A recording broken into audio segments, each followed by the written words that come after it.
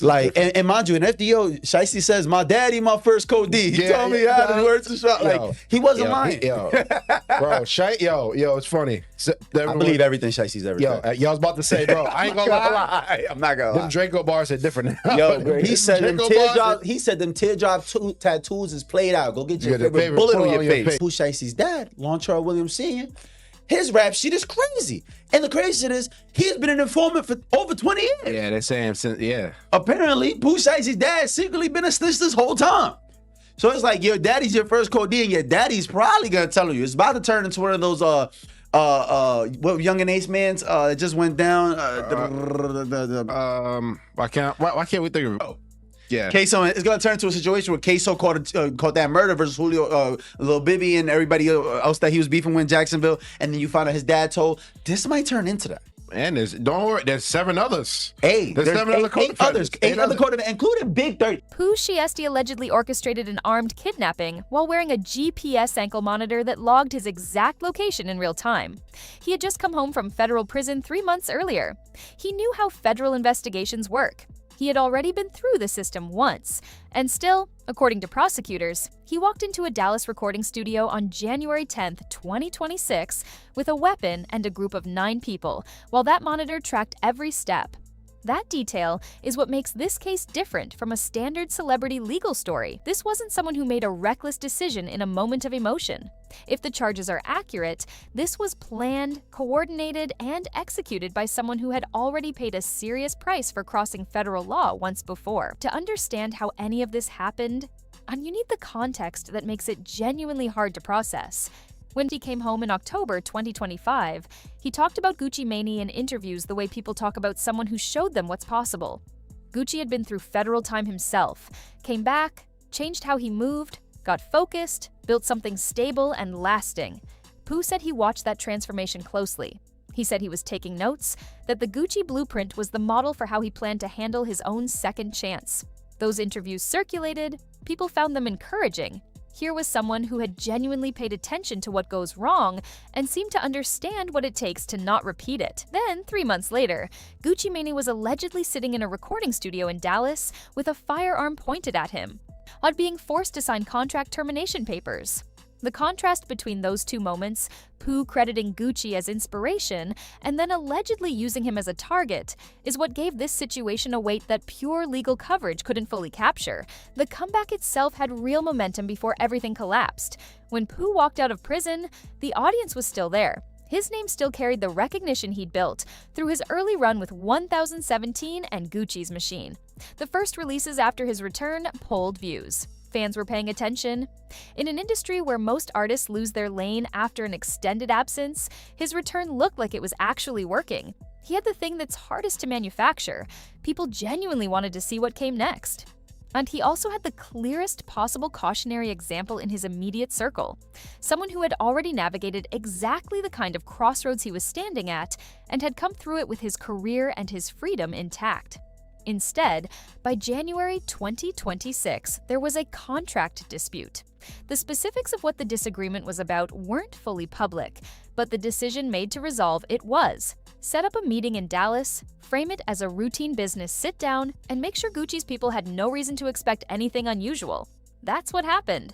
On January 10th, a small group connected to Gucci Mane flew to Texas. They were told the meeting was about talking through contract terms. They packed light, no security team, no extra precautions.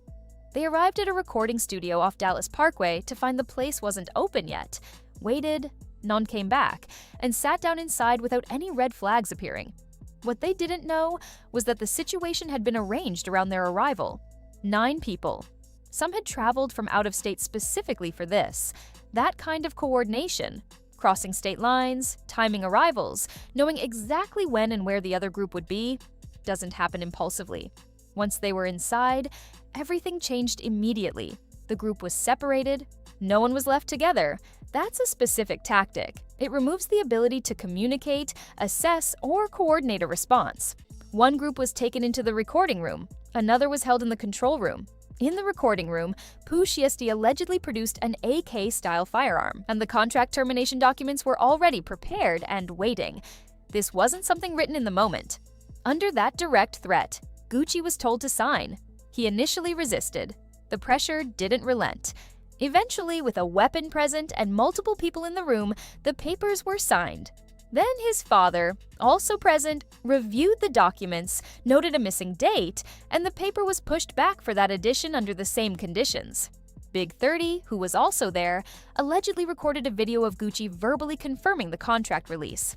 The recording wasn't incidental, it was meant to create usable proof of the agreement. One person managing the weapon, one reviewing documents, another capturing confirmation on camera, structured roles in a structured plan. In the control room, the situation was violent. One victim was choked to the point of near unconsciousness. Movement was blocked. At one point, a firearm was aimed directly at someone being directed toward an exit.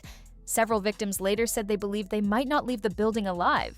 The entire situation lasted more than an hour. When it was over, the group left. Valuable items, jewelry, watches, cash, personal belongings, had been taken. The studio was quiet again, but the case was already building itself. The ankle monitor data was the foundation. Location records placed D at the exact address at the exact time. There was no ambiguity in the timeline, no need to reconstruct movements from witness accounts. The device had logged everything automatically. From there, investigators built outward. Now, phone records showed travel between states in the days leading up to January 10th. Tower pings confirmed movement patterns that matched the timeline. A rental car was traced back to his father, Lantrell Williams Sr. Surveillance footage from the studio and nearby businesses captured arrivals, exits, and vehicle activity. Fingerprints from the scene matched individuals connected to the case. Social media posts appearing shortly after the incident showed items resembling what had been taken. Public posts with timestamps and account information attached. Travel records, including bus tickets, showed movement out of the city immediately after. Each piece came from a different source. Together, they created a chain that prosecutors could present without relying heavily on any single witness. Shortly after the arrests, WAC 100 appeared on a live stream claiming he had documents showing Pooh's father had cooperated with authorities in the past, and that Pooh himself had been cooperating since his earlier case in 2022. The clip spread immediately. His legal team denied everything directly, calling the claims false. Neither position has been verified through major news reporting, and the online back and forth produced more noise than clarity. What it did reflect was the cultural reflex in hip-hop to process criminal cases through the lens of cooperation accusations, a conversation that often runs parallel to the actual legal proceedings without much connection to the facts of the case. As of now, D and multiple co-defendants, including his father, are facing serious federal charges. But kidnapping and armed robbery under federal law carry potential sentences that can reach decades, and in the most serious scenarios, life. His status as someone already under supervised release at the time of the alleged offense adds an additional layer. Courts treat violations during supervised release as evidence of ongoing risk, and that consideration carries weight in sentencing. No verdict has been reached. Everyone involved is legally presumed innocent until that changes. The defense will have the opportunity to challenge the evidence, question the narratives being built around it, and present its own account of what happened in Dallas that day. But the evidence as described, location data, communications, surveillance, physical forensics, travel records, doesn't rest on a single source that can be discredited and collapsed. It rests on multiple independent data streams that would each need to be addressed separately. The thing that makes this case linger in a way that goes beyond the charges is the timeline that preceded it.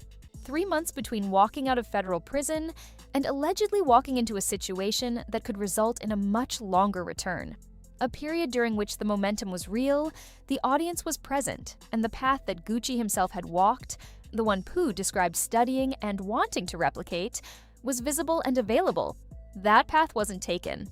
Whatever the legal outcome, the distance between the version of Pooh Shiesty who talked about building something from his second chance and the version of events prosecutors are describing in a Dallas courtroom represents something people in hip-hop have been processing since the story broke.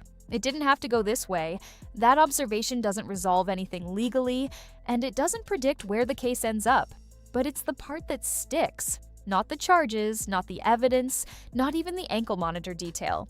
It's the fact that the example of what to do differently was sitting right in front of him in the form of the same person who is now listed as the victim.